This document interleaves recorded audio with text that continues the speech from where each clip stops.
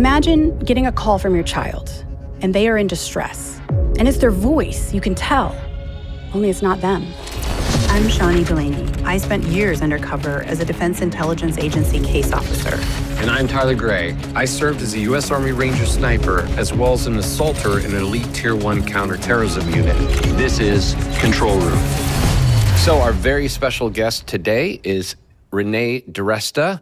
Thank you so much for coming. Thank you for having me. You have a very impressive resume and bio. Can you tell us a little bit about your, give us your bona fides. She's got using some a spy term. She's got some street cred. There you go, yeah. What's your street cred? Well, I guess kind of like you, I started off in the IC when I was an undergrad. IC is? In intelligence community. Intelligence. I was at The CIA. spy term, yeah, spy term.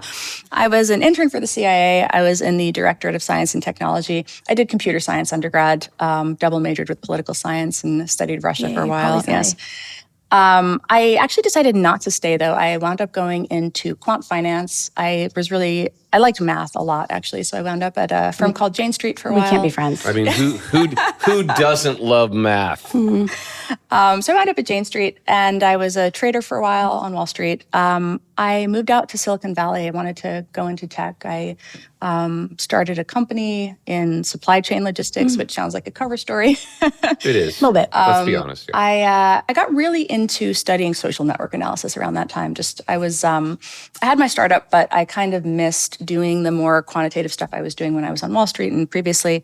And I just got very interested around 2015 in looking at what was happening with ISIS on social media. So even though I had no background in terrorism, I did understand how people formed opinions on the internet. And so that was where, I wound up getting very involved in this question of how do we detect this stuff? What does it look like when people are pretending to be Americans trying to manipulate ordinary people? And I just found it to be an absolutely kind of fascinating.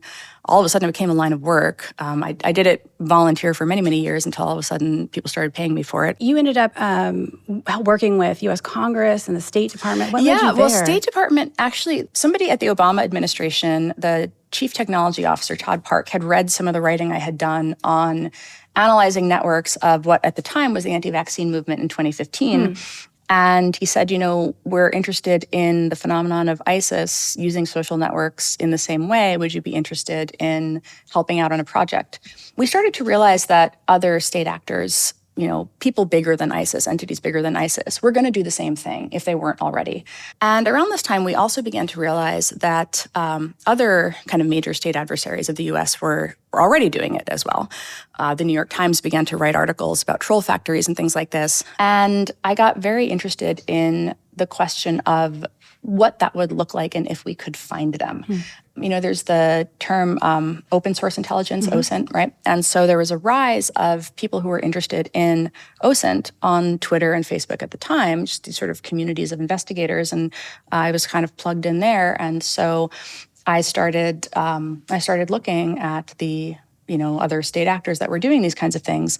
And I wound up briefing Congress on that topic because as it extended from the ISIS project, which was working with the State Department to think about how do you respond to the rise of a terrorist organization using social media for propaganda, briefing Congress became sort of the next phase on that.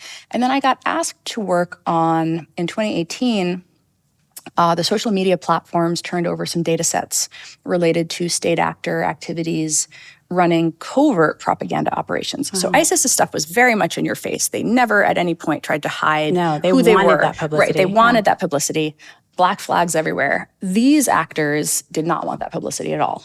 And so the social media platforms went and dug through their platform data to identify these actors. And once they were identified, they were provided to the Senate. And then the Senate needed some, what they called technical advisors. That was the kind of title that they gave me. That the Senate wanted technical advisors to help with that project. And so I helped the Senate Intelligence Committee on that investigation. So when did you really transition from more the, so the state-sponsored influence operations to the, customer, really the customer or consumer, targeted scams? So I did both simultaneously. In 2019, Alex Stamos, who had been Facebook's chief security officer, who had done a lot of identification of threat actors on Facebook, left Facebook and started this organization called Stanford Internet Observatory, so a research center at Stanford. And he reached out to me and asked if I wanted to come be the research director at that center. And that was what took me into academia. So my day job was my startup, and then my night job was these analysis projects. And then I did this work for the Senate, but Sounds like a spy. how was I, how could I take this analysis work and make this one job, if you will? But also, what were the methodologies that we were going to use to think about this in a more structured, professionalized academic way, right? What were the ways in which we should be thinking about what was obviously going to continue to be a threat? How should we think about that threat model? And at Stanford, we actually built entire curriculums about it because, of course, at an academic institution, one of your jobs is to teach students. So Stanford Internet Observatory was an effort to create this academic center that looked both at state actor disinformation campaigns, spam and scams, manipulation pathways of all sorts. And then we had this, we call them buckets, so sort of information integrity, trust and safety. And then one bucket was emerging technologies. So how do you think about when a new technology comes into play? Which would be where AI comes in, I assume. Right. Yeah. And when a new technology comes into play, how does that transform the other buckets? Yeah, exactly. Yeah. How big is the risk out there? What are the new scams? What is AI being used for that people should be aware of? So it's very easy now. And I think that people are surprised because it used to be a risk if you were a celebrity. Because with the Morgan Freeman thing or Obama or Keanu Reeves is a big one. Joe Rogan, it's people where it used to require a lot of training data, right? Images of the person in multiple angles. So they used public figures. Interviews. Voices, right? Where prior to social media, particularly a few years ago when podcasts and people making, TikToks of themselves or going live or whatever, all of that sort of stuff. Prior to all of that happening, you would see most people were not on video that much. Most people were just Photos.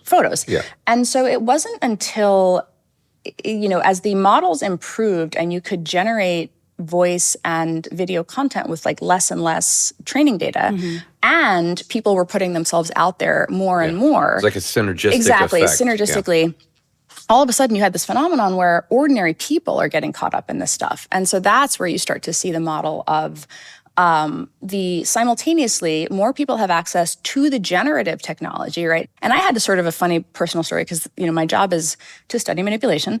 I called, Stanford had I called to complain at my FSA for rejecting something, as one does. Well, what's an FSA? Flexible spending account, just like your insurance thing. And I called to complain and I dial in and it voice authenticates me. That's scary stuff. And I said, oh my God, I don't think I ever opted into this. How on earth did this happen? Because my voice is all over the internet, and I thought there's no way that I would have opted into that. And yet here we are. So instead of calling to complain about the stupid check, the first thing I called to complain about instead was how do I opt myself out of this? That's a great point. Is that something that people need to be doing now in different yes, banking absolutely. and yes. Where are they using voice? So banking, because it was seen as more secure. Because if you'll recall, you can, with the sheer amount of information that people put out on the internet, you inadvertently disclose information about yourself all the time. Remember, you would ask those questions. What was the make and model of your first car? What's your birthday? What's your son's name? What's your this? Where did you meet your husband? But people have told the story of where they met their husband, Online. on their blog, right? And or they filled out those Facebook quizzes that ask all those questions. Please don't do that. Yeah. There's a lot of different ways that people can extract information about you. And so we see spear phishing campaigns. Spear phishing is when you receive a targeted email that is attempting to make you click a link. Oftentimes that is done to make you maybe install some malware, maybe to compromise a machine in some way, maybe to direct you to another site. Yeah. Can I just ask you to elaborate a bit? So there's phishing and spear phishing. A lot of people don't know the difference. And I think it's very important to focus on this. Phishing is wide net, right? Spear phishing is, I am focusing on you, Tyler. I've used AI. I've scraped the web. I know what types of people you're attracted to. I know your favorite foods. I know all of these things. So whatever I send you, you're more likely to click. Right. I love how all of these terms have, like they're cute. It's like, well, that's fishing. That's not spear fishing, but that's fishing. There's even like It's water wait, hole. Wait, what are we talking about? I am going diving, but But the idea was that because people could gather so much information about you and use it to break into systems or manipulate you in this way, that if you move to voice, that would be a more sophisticated system. And so banks and insurance companies in particular invested in these systems and in these technologies, and that became they saw that as more secure. And now you are seeing in that aspect, particularly finance, where the stakes are very, very high, you're seeing them try to figure out what do you do for authentication for customers and how should they be thinking about this going forward. And that reminds me, a lot of people are getting phone calls, random phone calls. Yes. It's from the area code that you're from. Again, you're more likely to pick it up thinking you know them, and nobody's on the other end. And you say, hello, yes, and that's all they need. In large part, to clone your voice. So then they can go into a banking system and use your voice, and you said yes, for example. There's this rather now notorious case of an employee in Hong Kong who wired $25 million. Oh, yeah, that's because he gets an urgent email from a vice president who needs the money now, needs it now, wire the money. And the guy actually gets on the phone there was a Zoom call. Right, with a Zoom. With multiple. There were multiple people. Story. Yes, and that's where you're describing, again, the video, the ability to video spoof in real time is advancing. It's not perfect, as you note, but it's getting there. And so you are starting to see large companies, starting to train their employees on this is the protocol that we are going to go through. And for ordinary people, I had a friend who's in the military, actually, and she received a phone call telling her daughter had been kidnapped. The old kidnap scam. Yes. Yeah. And the way that they do it now is they have a voice cloned daughter screaming in the background, right? Which they've scraped from social media. Yes. And so and then again, the urgency component is they have the voice of the kidnappee saying, no, mommy, you need to wire this now, you need to do it now. And that's how that urgency component is trying to get that action to be taken so that the money is sent. And so in situations like this, there's people who might be targeted with that kind of thing. Again, you're a public figure in some way. You're seen as being wealthy potentially in some way. You're high profile.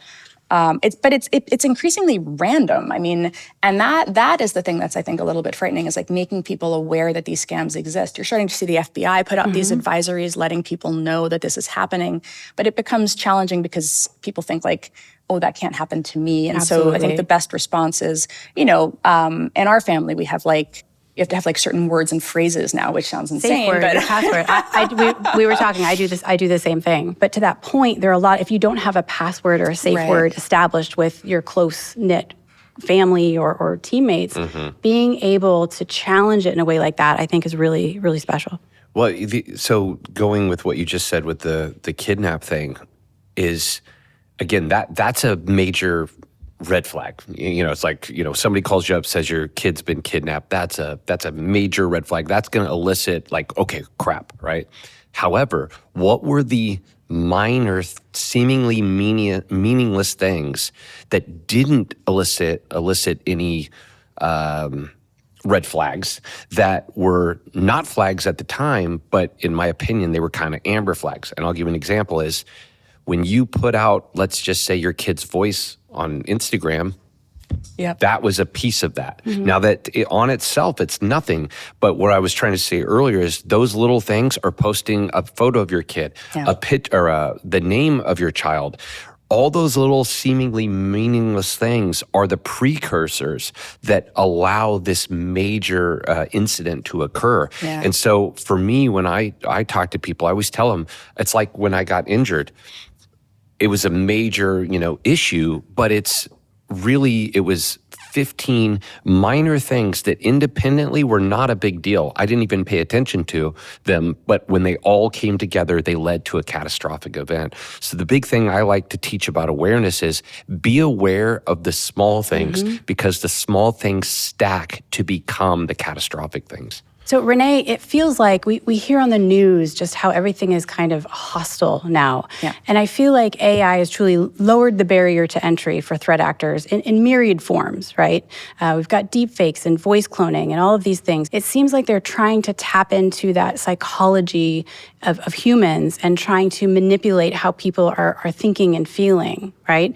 Do you feel like, and I think the answer is yes, but do you feel like this has made it easier for them? And how do we detect it? What do we do? So I think that the baseline, the academic term is affective polarization, right? It's like, it's not necessarily bad for groups to be polarized, for groups to have differences of opinion about policy or whatever else.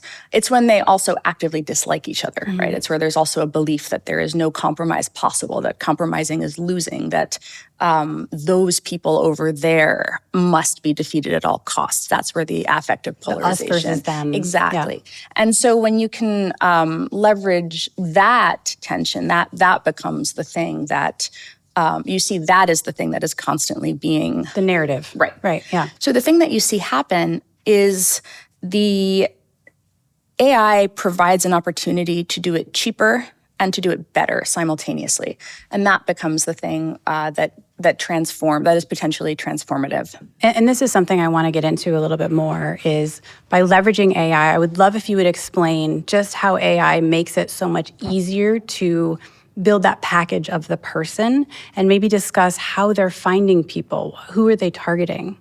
You can go to an AI image generator and you can generate images of a person in a variety of different formats, right? Maybe here is this figure on a beach. Here is this figure in a car. Here is this making figure... it look legitimate, like they have a life, they're alive. And it is increasingly difficult to tell that those images are generated. We used to be able to tell people, because a lot of my job is to give people guidance on how not to fall for this stuff. We used to be able to say things like, oh, look at the fingers. The spaghetti fingers are like 6 fingers, yeah. So the type of AI model that is very common for image generation now is something called the diffusion model. It allows for a whole variety of different types of form factors in which the figure is generated.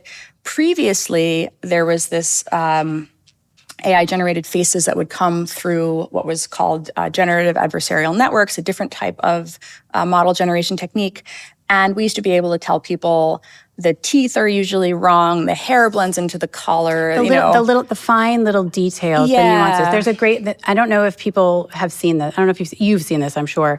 But there's a video when AI kind of exploded. It's of Morgan Freeman. It's a deepfake video. And he says, "Hi, this is Morgan Freeman." And he talks for a while. And am I real? Am I not real? I use this when I'm teaching people about AI because when you look at it at first, you think it's Morgan Freeman. But if you look like you're saying, the hair, there's a little pixelation, the mustache, he has a beard and a mustache like you, it looks like someone has drawn equidistant lines on it. An eye is not moving properly. His mouth is not synced with it. So that was a couple years ago at least. It's come so much farther now. I've got a personal story with this. So I got hit up by a woman's daughter. And she said, hey, she had figured it out. The daughter had figured out, hey, your images are being used on a romance scam. I mean, it's not the word she used, but that's what it was. On like a dating app? I forget exactly where it came from, but she said, hey, I've been trying to get my mom out of this. She sent the person a bunch of money. Oh, no. Again, it's a very frustrating scenario.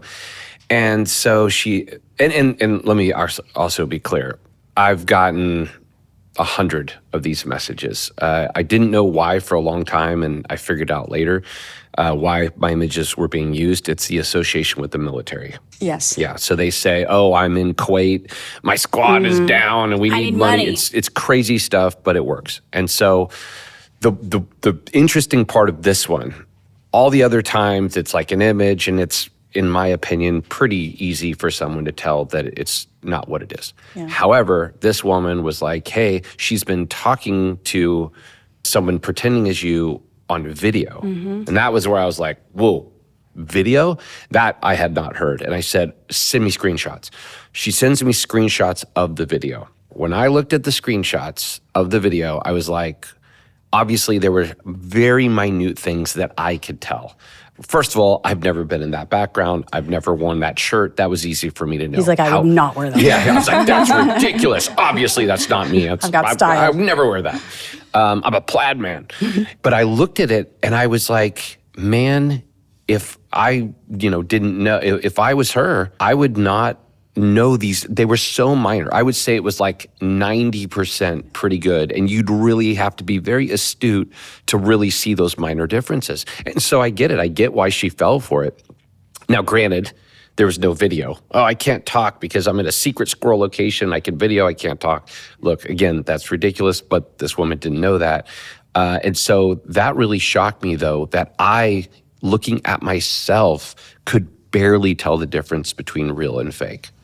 As AI moves forward, as it makes things more and more difficult to detect, and not to get into a fear pushing narrative, but there needs to be a much higher, in my opinion, level of healthy skepticism of almost anything digital. Am I correct in saying that? So yes, I think that the challenge is, you don't want to create a skepticism such that people feel like every single thing they see in front of them at all times is fake or manipulative. I think it's important to note. But it could be. It could be. And this is where, so one of the things,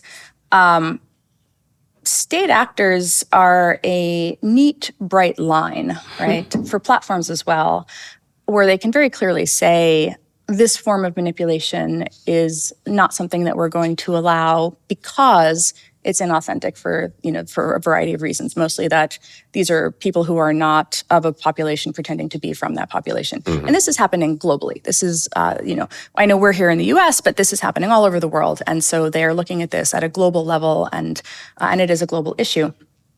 The one thing I will say is that particularly since 2016, since platforms began to be aware of the issue. Yeah. You don't see the persona accounts reaching the audience sizes that they had at that time because the platforms find them and take them down significantly earlier. That magical algorithm.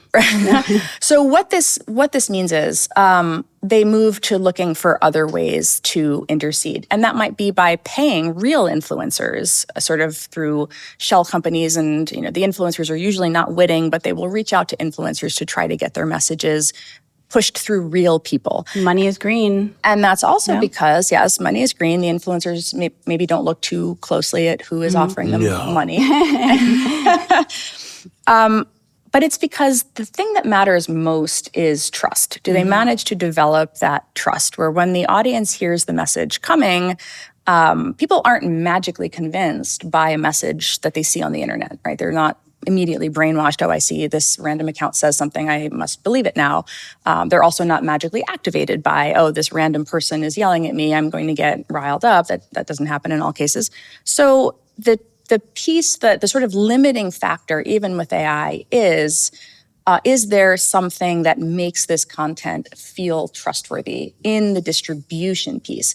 So whenever we have an influence campaign or a marketing campaign, you have the content creation and then you have the distribution. And the distribution really matters, and that still is ultimately, in a lot of ways, the gating function. So the thing that you start to see happen, though, is that we've been talking about state actors who have primarily political motivations, right, or geopolitical strategic motivations.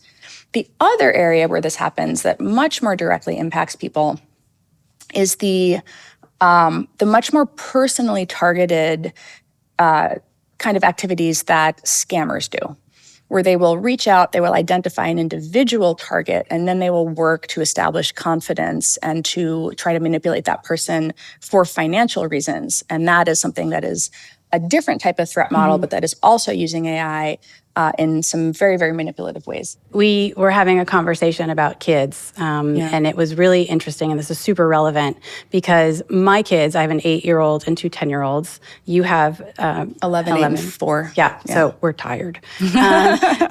But kids nowadays, especially at these ages, they want to be, one of my daughters wants to be a YouTuber. Oh, yeah, of course. I heard that's Really? like the biggest thing for Gen. What Gen are they? I don't know. Alpha. They're Gen Alpha. Oh my Gen gosh. disappointment. That's an ironic name. But like hearing things like that, it's terrifying to me. And they keep asking, well, why? Why can't we play these certain video games, Roblox? Why can't we be on YouTube? I want a YouTube channel. And it is really challenging for parents to navigate that. I need to have a conversation because I need to educate them. Yeah. They have to be aware of the dangers. But we don't want to have really uncomfortable conversations about really difficult, challenging, ugly things. It is very hard. I think, my kids know what I do and they Google me. I don't know if your kids Google you. Oh, yeah, but they're very excited. So they see, they understand what the internet can be, right? Or like how, like smear campaigns work and various other things. Like my job is controversial sometimes. But basic stuff, trying to explain Nudify apps, right? Which they're getting harder to find, but for a while there, it was not that hard to find them. And Can you explain what they do? Yep. So a Nudify app is, it's where you can upload a photograph of a person, and the Nudify app is a tool that uses AI to generate a nude image of that person. So it removes the clothing from the photo. Now, obviously, it does that by generating an approximation of what a person might look like. It has no idea what the actual person looks like. So per your point about that doesn't look like me is the response that people will say, it doesn't get various aspects correct. Nonetheless, these images, there's that saying that, things that are like nothing online ever goes away, right? And things online don't stay online, right? So this becomes a challenge, again, not necessarily for famous people, though it did start with celebrities, right? They were the original target. The term deepfake actually refers to pornography. And so deepfake porn was one of the first areas where you saw, again, pornography. Speaking of who early adopters on the internet are, it's like scammers and pornographers. And so you did see those sort of the rise of sketchy websites where they promised to actually use, they used a lot of YouTubers actually. Young women who were draws, who had big YouTube channels, became the targets of these deepfake porn sites. Some of them became activists actually really pushing back against it, trying to make them illegal, to try to come up with ways to, what are the ways in which this becomes illegal. That actually only recently became illegal at a federal level with the Take It Down Act. It had been a piecemeal That's very of recent. State laws. Yeah. But again, as it moves into the realm of, as it becomes more accessible and as it becomes something that you can do on your phone, as opposed to needing a whole system to generate that video, Nudify apps become something where it becomes a problem in like middle schools because kids think that they're pulling a prank. Right? They think that they're harassing a classmate. Maybe they think it's funny. Maybe they think it's mean. There's different motivations for the reason that they do this. It's illegal, just to be clear. Right? There was a case. There was a case. I think it was last year in New Jersey, where these kids created deepfake videos, inappropriate content of their classmates, and all they got was a 10-day suspension. And that's because I think the question is a lot of the locales don't know what to do. And so you're starting to see groups like Common Sense Media, which tries to help parents become more internet savvy. Used to be more around like how to keep your kids safe from creeps in the chat rooms. Now are moving into curriculums around how do you help your kids not either do this, or if they become the victim of this, how do you understand what the appropriate law enforcement response is? The other area where I'll connect it to AI, that one of the more disturbing things I've seen is you'll see people who will develop that trust with a child, and then they will really cross a line, right? And one of the ways that AI has figured into this is that if the child makes the mistake of articulating like who they are, right, or sending an image of any kind, you can use a Nudify app to send back a nude to that kid of that kid. And oftentimes at that point, they realize that they've done something like wrong, right, or bad. And the wrong or bad thing is not becoming the victim of what is essentially a sextortion scheme, right? It's that they realize like, uh-oh, I wasn't supposed to be talking to this person. My mom's going to be mad at me for doing that. And so then the predator knows that that is probably like a component of this. And so they have multiple ways to manipulate the child. And so, so we try to explain like, why this is important, why this is a rule, while also saying, if this ever happens, like, tell me. Yes. You're not in trouble. Right. And so I think that becomes like, it's really weird to explain to your kid, like, why would an adult want what a predator photo is like that? Yeah. Yes. And so some of the work that we did at Stanford in an observatory looked at exactly this phenomenon of exploitation and the phenomenon of like explicitly illegal child content and things like that. And that is unfortunately one of the areas where AI has made it very, very easy for people to do terrible things. And I think on the manipulation front, it is really explaining to kids, if this happens, you must like tell us about it, because there have been stories of like, kids resorting to self-harm as a result. I've seen statistics where the sextortion cases are rising and the suicides related to them are rising too. I think this year it's in the 30s already. What can people do to mitigate this, to address this? Well, I think you do have to have the uncomfortable conversation with your kids, right? I mean, that's how we've handled it at our house. That's how I think most people in the rather depressing field I work in handle it. So I think in that regard, you just want to make sure that your child always knows that they have an open door and that this isn't their fault, and that there are, tricky people on the internet who try to do this sort of thing. Tricky people. I think tricky people That's is the phrase that they use in my kids' school districts. I think that is a phrase that has become kind of common parlance. Like it's because I think they use it with even kindergartners as a way to try to explain the no-go like zones. Inappropriate. Yeah, exactly. Various forms of inappropriate content. It starts with Halloween. Treat's good, trick is bad.